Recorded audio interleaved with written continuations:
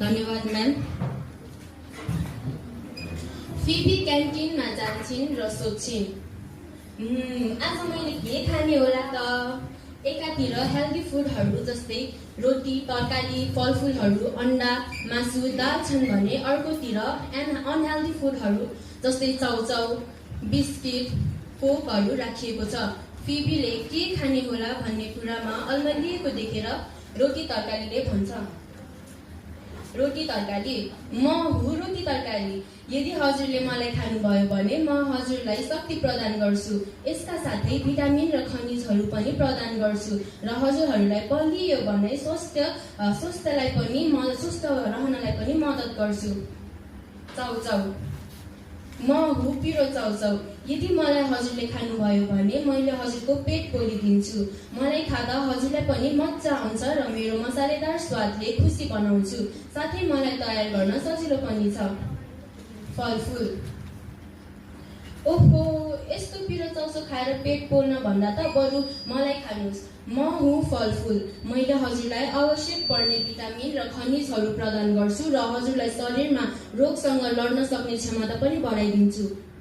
Biscuit, म हुँ biscuit. यदि हजुरले मलाई खानुभयो भने म हजुरलाई मोटो बनाइदिन्छु र हजुरको दाँत किरा लगाइदिन्छु। तर मलाई छुट्टै तयार गर्नु पर्दैन, मलाई हजुरले यत्तिकै खान मिल्छ। अन्डा मासु, म हुँ अन्डा मासु। यदि हजुरले मलाई खानुभयो भने म हजुरको शरीरमा शक्ति प्रदान गर्छु, विकास गर्न सहयोग गर्छु। बिस्किटले जस्तो मोटो पनि बनाउँदिन, हजुरलाई बलियो बनाउँछु र स्वस्थ रहनमा मद्दत गर्छु। कोक, म हुँ कोक। यदि हजुरले मलाई पिउनुभयो भने मैले हजुरलाई आनन्द प्रदान गर्छु। साथै मैले हजुरलाई ग्यास्ट्रिकमा समस्या गराइदिन्छु अनि मोटोपना र दाँतमा किरा पनि लगाइदिन्छु। गेडागुडी र दाल, म हुँ गेडागुडी र दाल। यदि हजुरले मलाई खानुभयो भने म हजुरको शरीरको वृद्धि विकासमा सहयोग गर्छु। कोकले जस्तो समस्या पनि ल्याउँदिन र हजुरको शरीरलाई बलियो गराई स्वस्थ रहनको लागि मद्दत गर्छु। सबै खानेकुराहरूको कुरा सुनिसकेपछि फिबीले झन् के खाने र के नखाने होला भन्ने कुरामा अलमल्ल हुन्छन्। त्यसपछि हेल्दी फुड र अनहेल्दी फुडको बिचमा को बलियो र राम्रो भनेर प्रतिस्पर्धा हुन्छ।